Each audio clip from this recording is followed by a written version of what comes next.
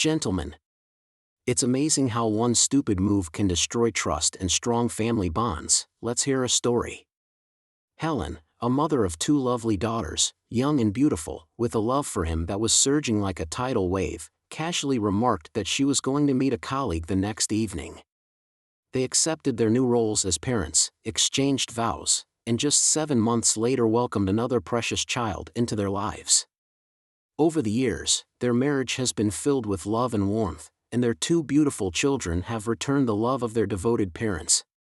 This achievement gave them the opportunity to live a truly wonderful and fulfilling life, but he could never have imagined that the bombshell dropped by his wife would come crashing down on him like heavy bricks with irresistible force. It was a devastating revelation because John was convinced that his marriage was perfect, and the sudden news affected him so much that Helen said she had a deep friendship with Tommy, a colleague in the accounting department, who had supported her in her struggle with depression. Helen said she had a deep friendship with Tommy in the accounting department, who had supported her in her battle with depression. The news came as a shock to John, as she had never said she felt depressed or upset before.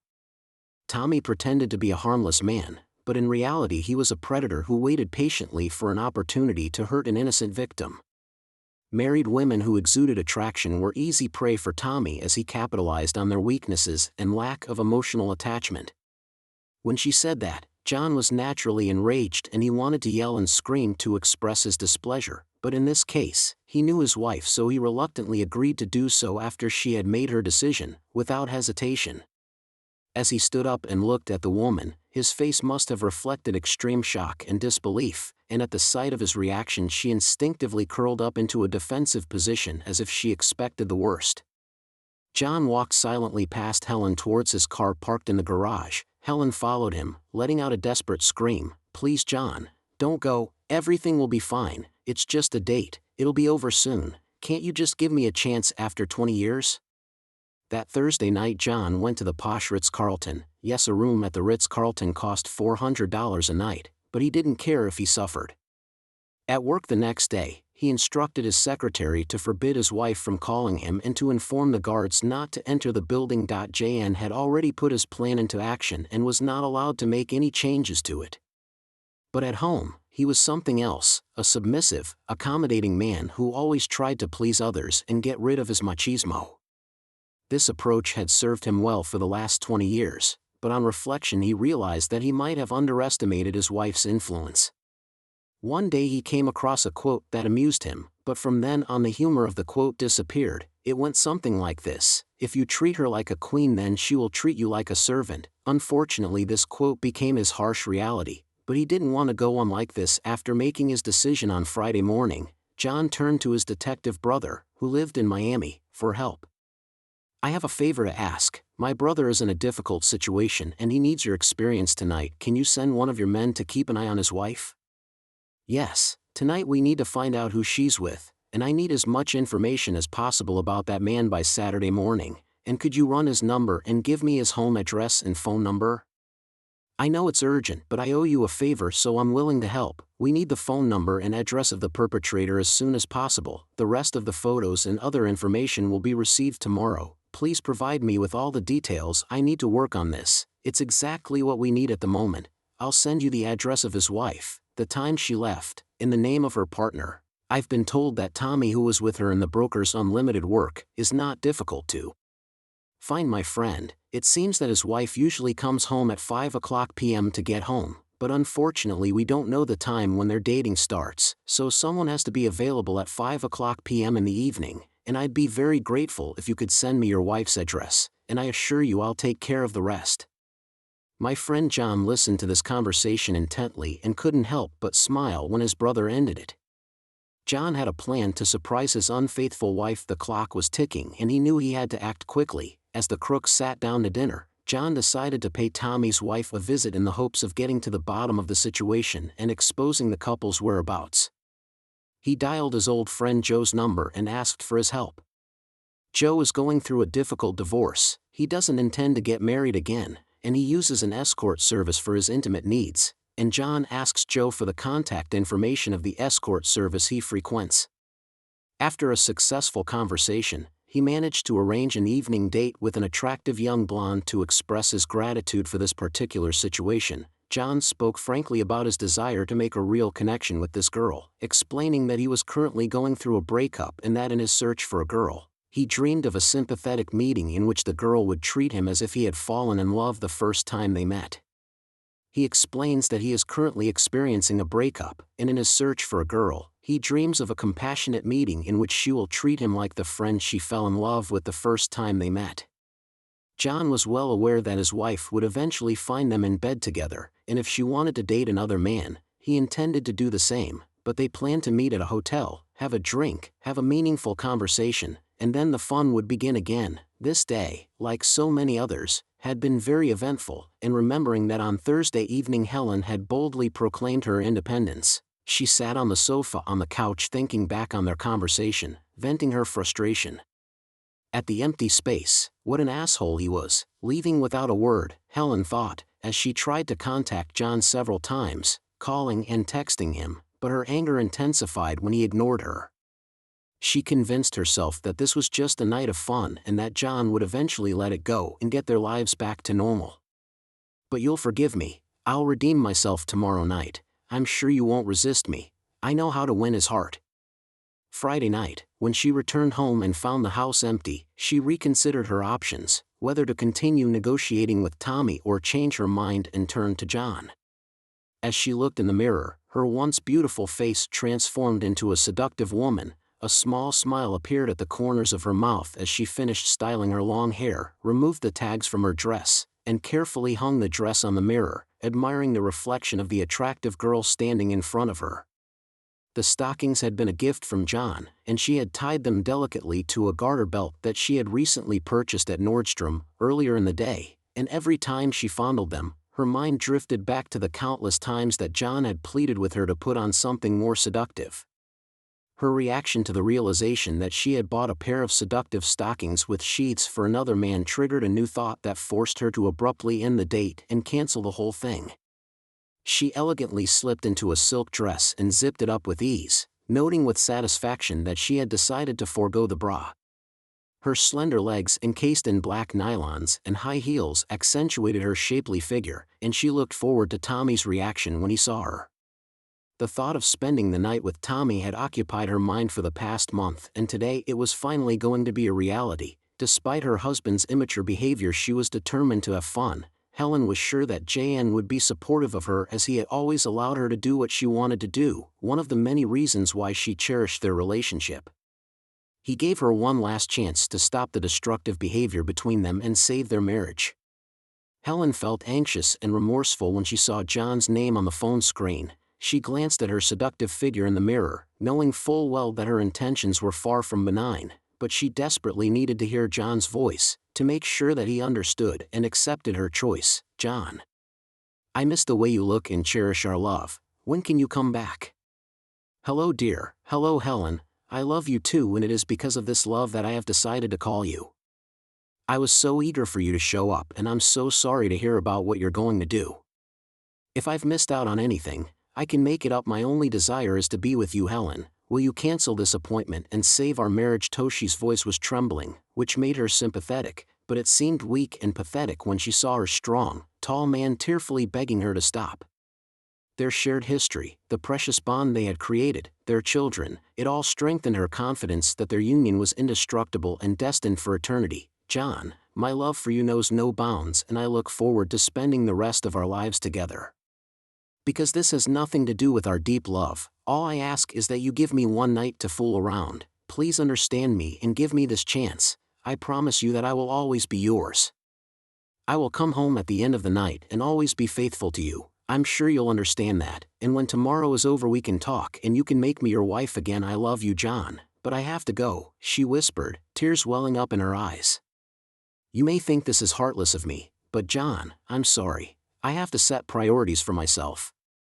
Determined, she straightened her hair, put on lipstick, adorned herself with perfume, and tried to drive away the thoughts of John in her hotel room.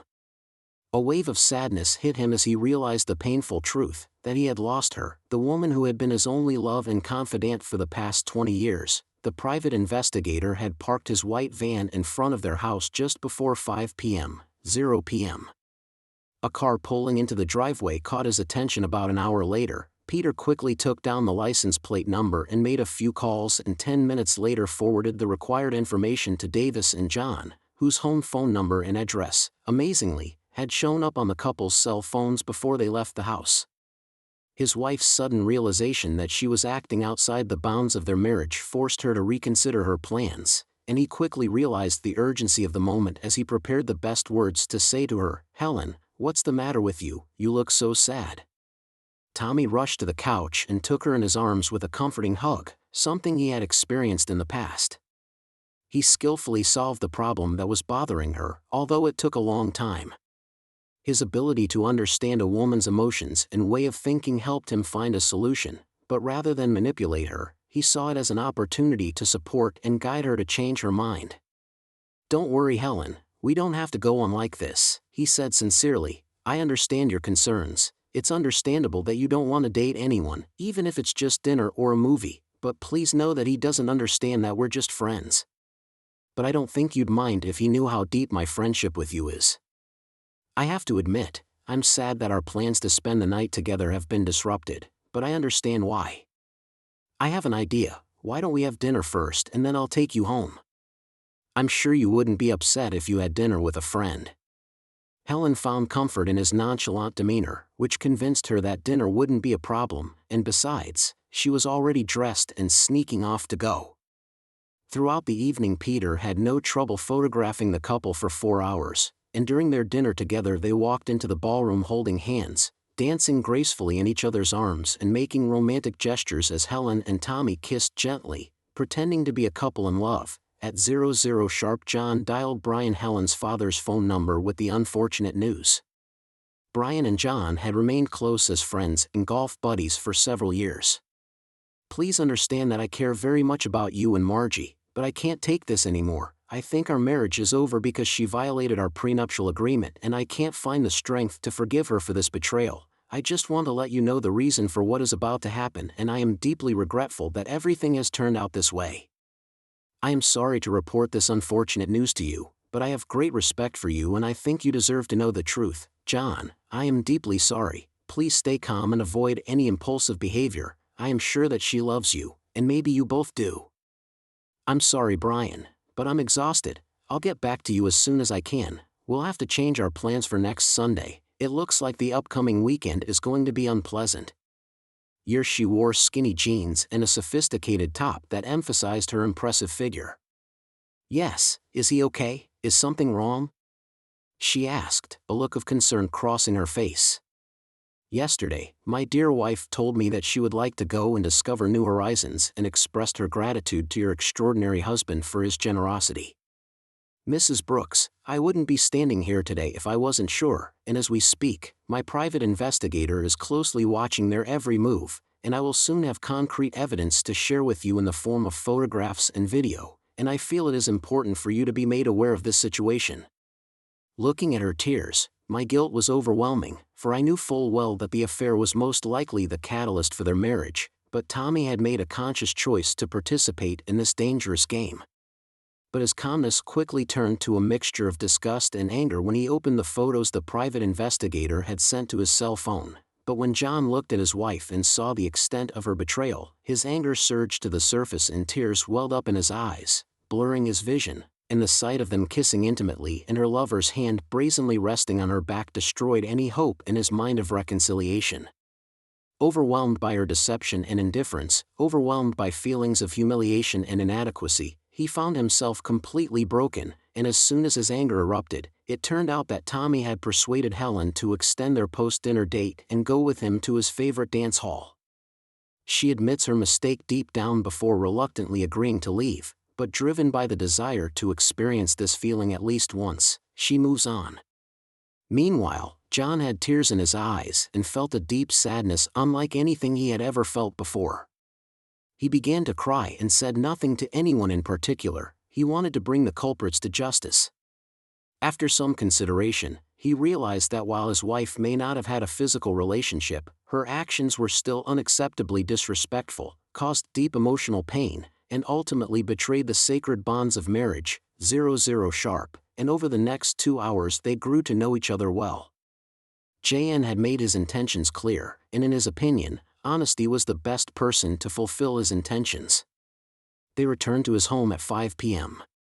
Before going to bed, John carefully placed a note on the nightstand with a letter he had prepared for Helen telling her of her violation of the marriage vows and the emotional pain it had caused him. I have come to the conclusion that, in my opinion, we are no longer husband and wife, and although we are still legally bound, the ties that once bound us have dissipated. The marriage is no longer important and we are both free to follow our personal desires as this is my home. I intend to keep the master bedroom to myself, and although you may occupy any other room in the house, I ask that you do not invade my personal sleeping space. Your clothes and personal belongings have been moved to the guest room, and I ask that you respect my personal space. You have achieved the freedom that you wanted, and I hope that this will bring you happiness. Now it's my turn to find fulfillment in my newfound freedom. With a heavy heart, John, the husband, took off his wedding ring, placed it carefully on the letter, and raising it to the height of eye, he made a solemn decision to take out a penknife which he had in his possession, and carefully drove the blade through the center of the ring, piercing the letter, and then firmly inserting it in the wooden door. 10 p.m. She cautiously stepped up to the door and scanned the surroundings for any other of discord's traces, and as she approached, she saw a note addressed specifically to her and John's wedding ring.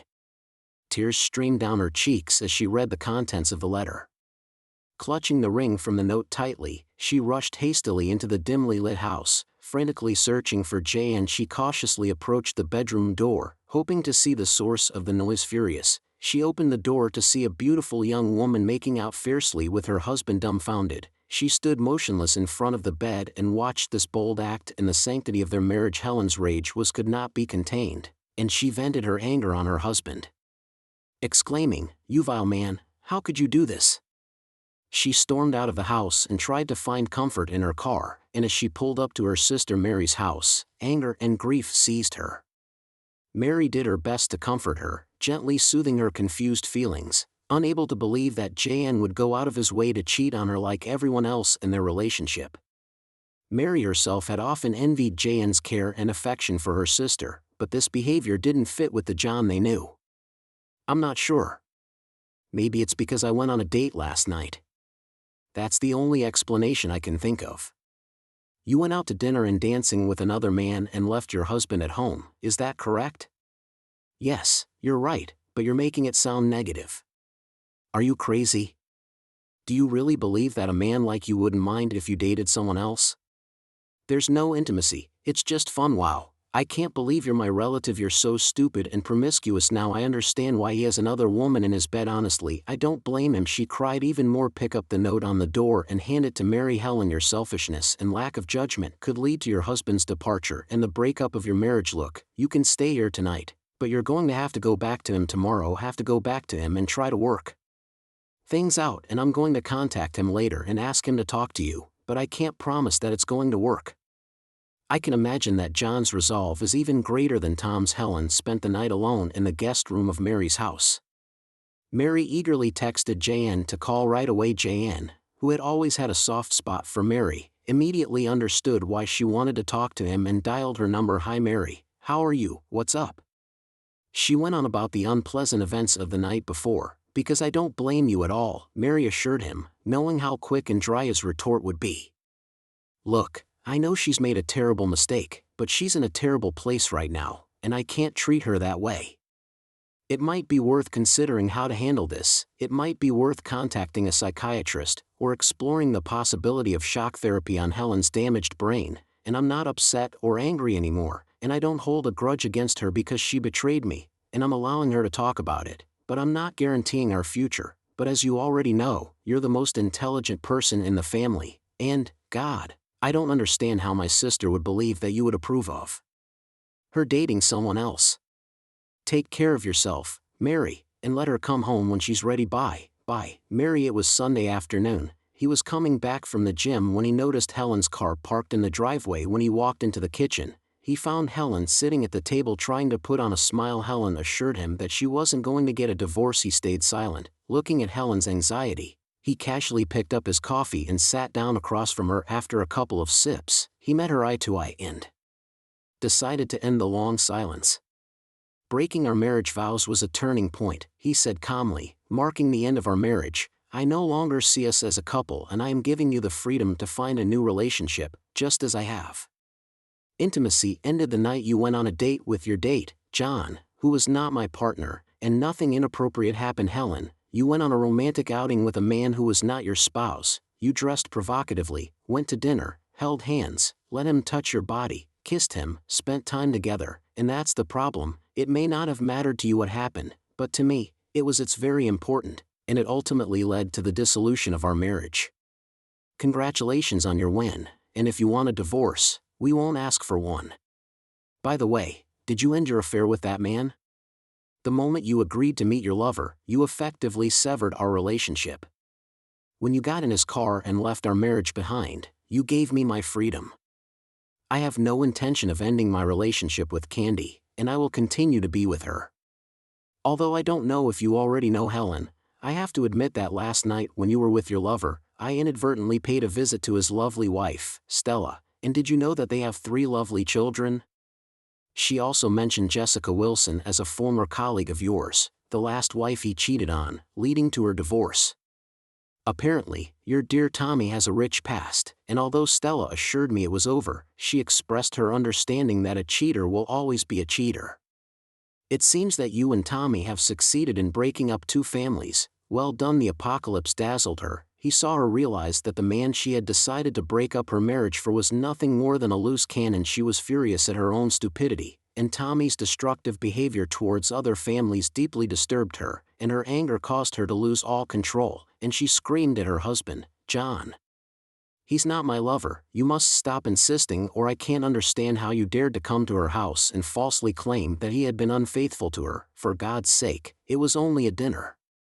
I promised Stella that when Tommy tries to make this meeting out to be a simple dinner like you did to me, I will provide her with copies of all the photos and videos she may need. I don't want to sacrifice my time with Candy, and if you can't accept that, then you can leave, John. I want you, and if you aren't happy with our agreement, you can either leave or file for a divorce, and maybe you should consider moving in with your lover because you need a new place to live too. Mary, she would be happy if you lived with her, and you would be a positive influence on her daughters. John, will you end your relationship with this man? Do you still have feelings for me? Would you mind reconciling and getting back together?" No self-respecting man would allow his wife to be with another man, but you defied my expectations by bravely admitting your intentions to be with another man without regard to my feelings, and now that you've violated our marriage vows, I have to figure out my desires as well, and now I long to be with Candy, an attractive young woman who embodies my wildest fantasies even more than I could have ever imagined. As for our divorce, the decision is up to you. We can continue to be roommates and evaluate the situation, or if you agree, I can have divorce papers ready quickly within a week. Helen left quickly as soon as John and Candy got home on Saturday night, and he didn't come back until after Candy was gone, having discussed his plans with Helen beforehand, texting her after Candy left. After a week, he realized that this meeting with Candy, while very enjoyable, was very physical and not really intimate, and the financial expense was becoming a burden. Helen pleaded with John to give her a chance to make up, to give their relationship another chance. "I know I can't compete with a girl like her, but I can give you a unique kind of love and support." John was stunned by her words. "Love, Helen, do you really understand what she means? But I'm prepared to do it. I won't have any romantic relationship until we go to a therapist together, and if we can work out our issues, maybe we can make a future together." She jumped up from the couch and hugged him tightly, kissing him furiously on his face and finally pressing her lips to his. "Thank you, baby," she whispered. "I promise I'll work it out." "But Jan can't just forgive her for what she's done." "Wait," he interjected. "I'm not ready to forgive you yet. You know I love you," she insisted, "and I'm sure that our love will last for days and eternity." She leaned over and asked him if he could spend the night with him. Unfortunately, he refused. Vivid memories of her with another man tormented him, memories of how you kissed another man and made him touch you in a way that only I should have tormented me constantly. "I'm filled with anger at you for mercilessly hurting me and ruining our marriage. Luckily for us, our children don't know anything about it. I have made an appointment with Dr. Madison for next Tuesday, after an exciting journey that began with him reliving the experience twice a week for the next 3 months, experiencing the pain and suffering. JN has had to deal with the betrayal, going back to painful memories and listening to this ridiculous nonsense for long periods of time, and life would have been so much better if she had just held fast to their vows, but that seems to have been an unjustified expectation. Though she eventually understood the point, her resentment remained. Instead, the advisors pointedly condemned John for seeking revenge, but he was unmoved by their objections, and without the slightest hesitation, he confirmed his willingness to repeat his behavior. Now huddled in a cramped one-room apartment, Tommy is in financial trouble as a consequence of his cheating. Strangely, Tommy had lost everything for a dinner, a few dances, a few phone calls and a few kisses. Helen was devastated. She had always believed that John would forgive her, and now she was living in a modest apartment with her own children who didn't want to know their mother's story too. I stood in the doorway of my bedroom, completely shocked by what I saw. My thoughts were racing, my vision blurred as I tried to make sense of what had happened, even though irrefutable evidence was right in front of me. My brain couldn't take it all in. My wife was lying disheveled in our bed as usual. I was used to this sight in our 23 years together, but this was different. She was making love to a big hairy man. "Yes, Jack, don't stop," replied my affectionate wife Amanda. Jack's movements almost stopped as my wife desperately clung to him. His voice buzzed like an annoying summer bug. She demanded that he insist on telling me that I was better than Cedric, to which she reluctantly replied, "Well, you're better than Cedric." The rigors of Special Forces training had left a deep mark on my physical conditioning, making me a strong and effective warrior. I shook my head incredulously, trying to make sense of the situation. The closest I'd ever come to being part of the Special Forces was buying a camouflage hat from the quartermaster's store. I hit him in the cheek with all my might and his head snapped back. Jack's movements stopped and he fell to the ground, and as his face turned to me I let his head slide back, blocking Amanda's view. Even though my fist sounded as loud as a chef's cleaver on a ball, she didn't notice. She still didn't notice my presence in the room. My hands trembled uncontrollably. The gravity of the situation was stressing me out. After all, my hands were integral to my life, especially when typing, and the thought that I might lose the use of my hands sent shivers down my spine. I decided to do this in my car, far from home. Downstairs, I got in my car and drove to the nearest park about 3 blocks from my home, where I pulled out my cell phone and pondered how best to phrase my request. The question seemed reasonable. "Well, Google it." I asked the question and got 2 links, both of which pointed to jokes, and being a sucker for jokes I decided to explore the first link. I couldn't help but be dumbfounded, although it didn't offer any way out of my dilemma. The third discussion point was described as a major sign of impending cheating on your wife, and unfortunately, it was too late for me to use this information. I considered the idea of cheating, realizing that I needed to monitor her fertility cycle, but the task seemed pointless because she was on the pill and I had no idea when her fertility cycle was. I decided to return to work and snuck into the office through the back door, looking forward to continuing my work. Lauren was surprised when she asked why I couldn't complete the task myself, and I shamefully admitted that I was busy with an official matter that had popped up out of the blue, and despite my explanation, she readily accepted the letters and returned to her desk. I stuck it out until the end of the day, though it wasn't easy as my arm kept aching. I was hoping it would be an Italian dish, as I love their cuisine, but my curiosity got the better of me when I walked into the kitchen, where Amanda was engrossed in cooking her delicious meal.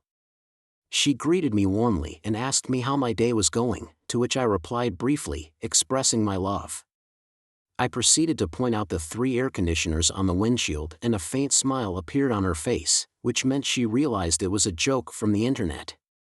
I asked her how her day had been and if anything interesting had happened, and she replied that it was nothing out of the ordinary, but deep down I couldn't help but wonder if her daily routine included intimacy with someone other than her spouse in our shared bedroom. But the fact remains that after the arrival of the ambulance and the police, the man suddenly lost consciousness, interrupting our meeting. I was stunned by this unexpected revelation. Her life was intriguing.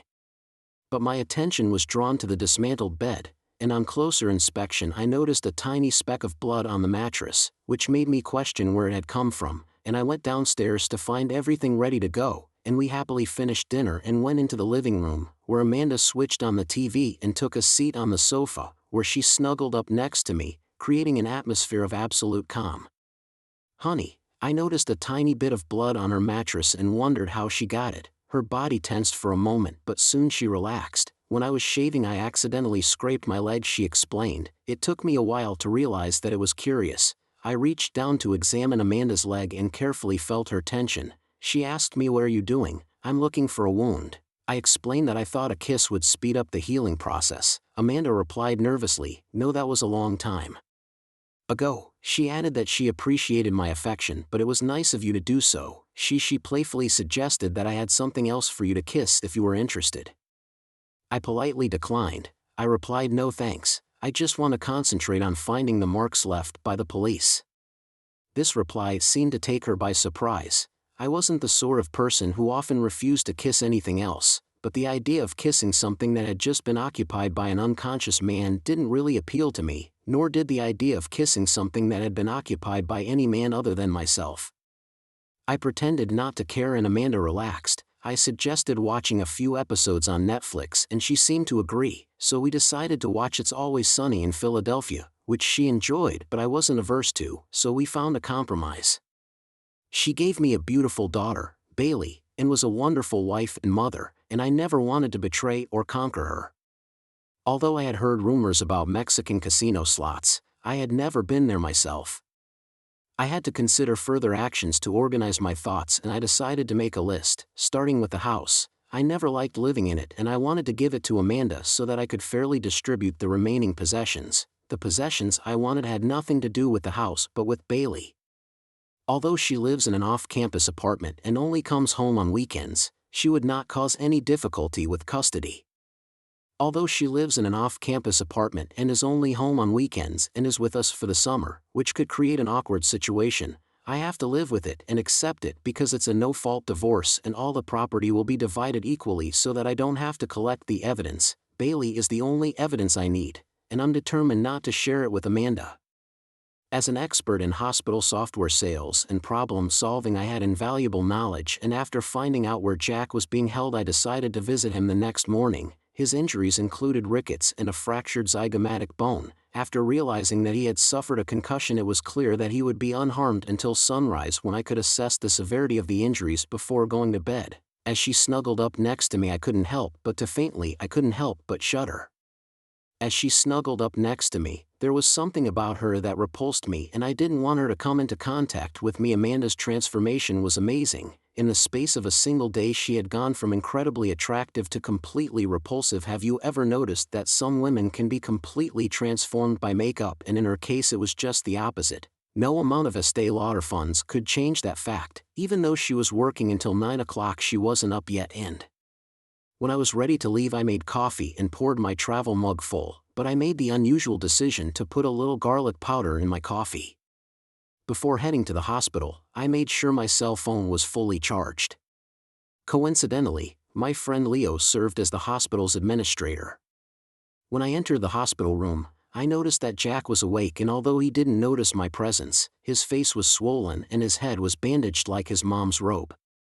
I quickly pulled out his chart and scanned it with my cell phone, carefully walking around his bed and taking pictures from different angles, not really paying attention to his words though he mumbled. I got a message from Amanda's that there was something wrong with the coffee pot, but personally I thought the coffee tasted normal.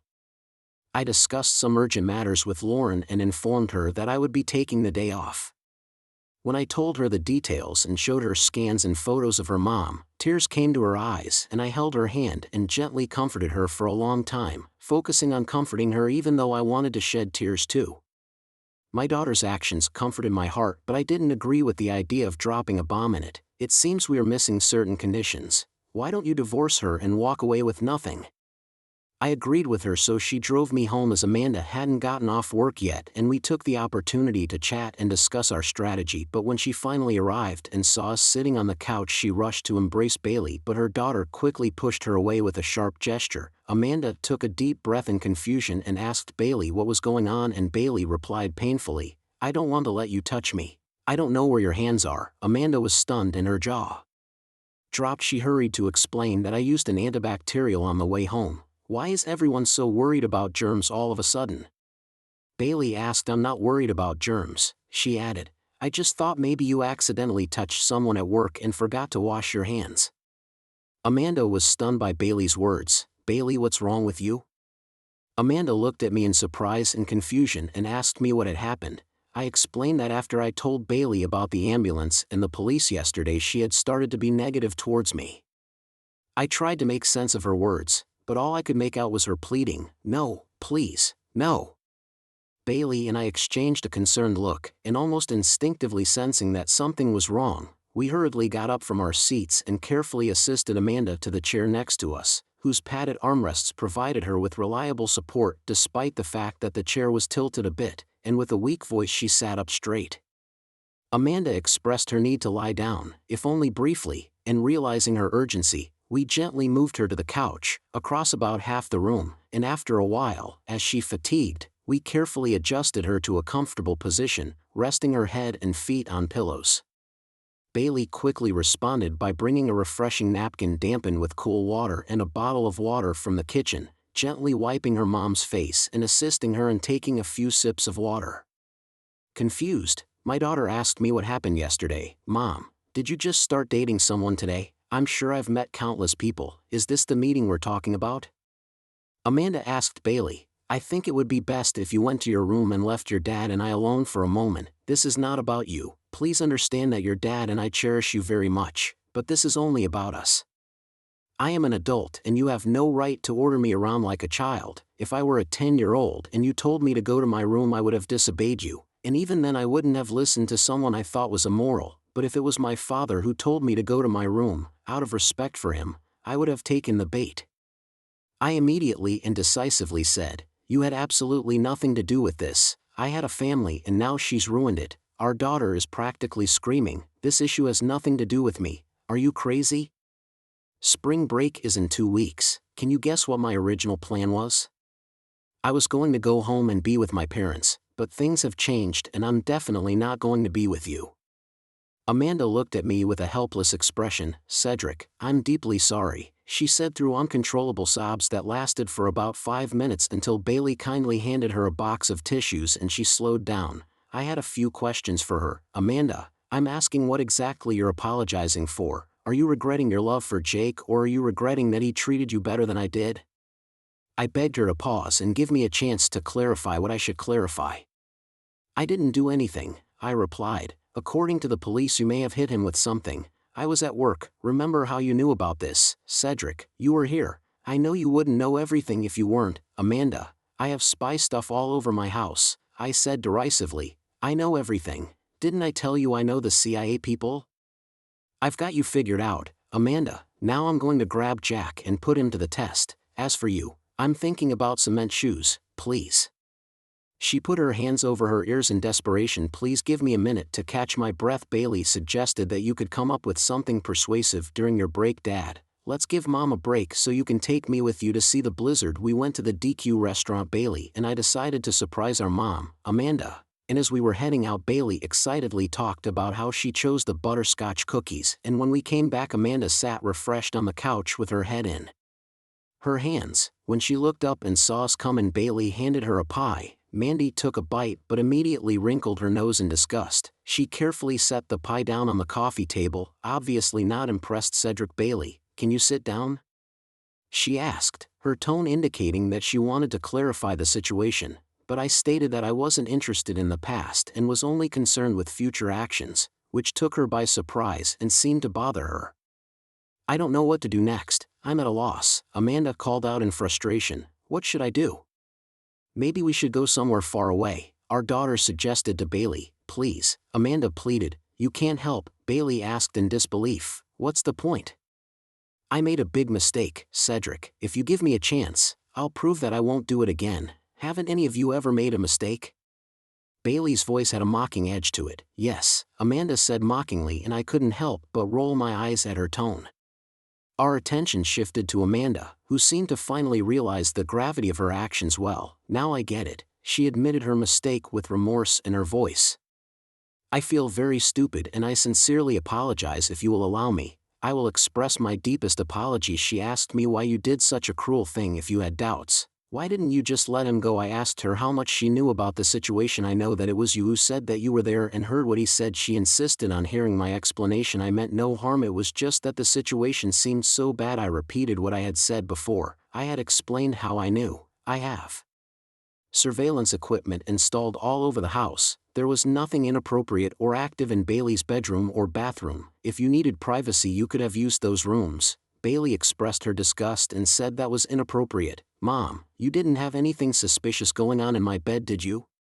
Quite the contrary, I replied. I have connections with powerful people and access to high-level CIA spy equipment. Mandy asked where they were, to which I replied, haven't you ever heard of the word secret? I can't show you because you don't have a security clearance. Mandy sighed and dismissed my explanation as nonsense. It was complete and true nonsense. She admitted that above all else I never thought I would be caught. I've only ever done it twice. Sigh.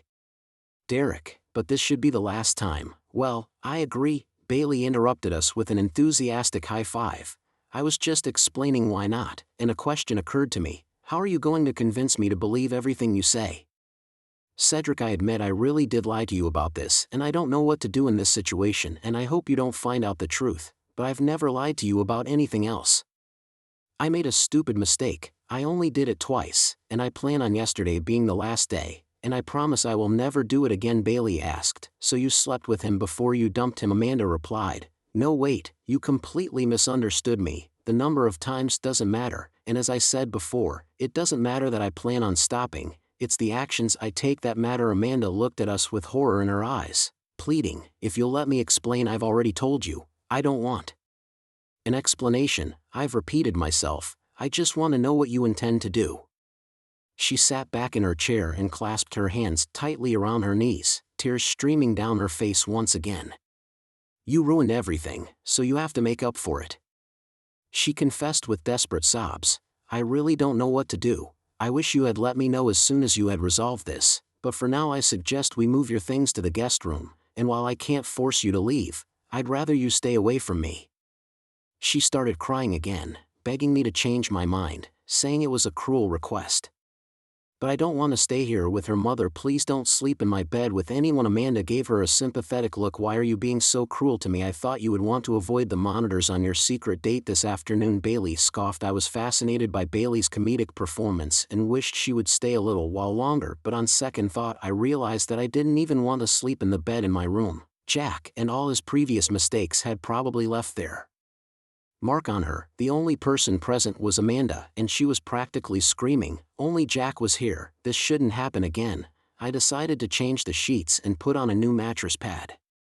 I reminded her, but it's important to know that touching someone's blood can be dangerous. Working in a hospital teaches this sort of thing. There's a risk of contracting AIDS. I thought I'd check out Adams now. Amanda had been hoping I'd take her with me for the weekend, and Bailey looked at me with wide eyes in surprise. I assured Amanda that I would watch her while she was with me. In addition to suggesting that she find solace in alcohol, Amanda asked to stay, saying that it would be more profitable for her to leave. I refused to stay with the woman, and I suppressed a cry of disappointment, but Bailey and I wasted no time and we set off. I quickly packed my bags, taking only a few days' worth of essentials, and together we headed to Adams. Despite the fact that we were both feeling a little down, I realized how wonderful my daughter was, and the surroundings managed to distract us as we indulged in our intoxicating drinks. As we sat down for breakfast, the topic of the future came up and Dad asked Bailey, "What are your plans?" I thought for a moment before answering. I'm not really sure, but I think my first step would be to consult a lawyer. I sighed and answered honestly, I don't think so, honey. I'm having a hard time getting over this. Bailey seemed to understand everything, but she asked me if you could forgive and forget in this situation. She nodded silently. In fact, 23 years was much more important to me than Amanda. Her pursuit of Jack's lover clearly showed that our shared history and those 23 years didn't matter to her. Bailey looked saddened by the situation. She hugged me tightly, kissed me on the lips, and left. I reassured myself that as long as I had my children, everything would be okay. After pulling into the driveway, I took a deep breath and then began to face a difficult situation. When I arrived, Amanda was sitting at the kitchen table, her eyes swollen and watery, her hands clenched into fists. I interrupted her abruptly and asked Amanda to listen to me. My tone was cold and distant. Do you really think I care about your needs? What I really need is a wife who won't cheat on me, who won't sleep with other men in her own bed, and our daughter Bailey deserves a mother she can be proud of. I mean, she stammered, choking back a sob. I already knew that, and what I'm trying to say is that in order to at least begin to make up for the great damage I've done, she had to restrain herself from saying it. I had to say it. What are you doing? She asked me why I was there. Cedric, divorced people are like that, I explained, but I don't want a divorce. I questioned her honesty. Her voice was filled with sadness. It sounded like a plea. Why should I believe you? I admitted that if you found me and Lauren sleeping in her bed, what steps should I take to fix things between us? She replied, I would probably go to Robinson and start divorce proceedings. Cedric, I sincerely apologize, Amanda. I am at a loss. I admit that I am a man who is only faithful to one woman and that my ideal wife should put our relationship first. I thought that you were like me, but I was wrong. No, you are not wrong. I've decided to turn to Cedric the psychiatrist. I'm open to your counseling, and I'd like to go to church. Maybe Bailey will let me accompany her. I'm sorry, Cedric. I know that's not the only thing I have to do. Please give me a chance. What are you talking about? Although Bailey seemed to accept my wishes, I couldn't help but wonder if she would lose respect for me if I gave up her mother. I didn't know the answers to these questions. Looking at Mandy, I noticed the fear in her eyes, like a weak-minded puppy who has just ruined your favorite slippers and realizes the gravity of his mistake. Amanda, you've ruined everything this time, and I tell her that I don't know how you're going to earn my trust back or show me what's so lovely about you again, but I'm not ready to give you the chance, and I want you to feel the pain I'm feeling right now.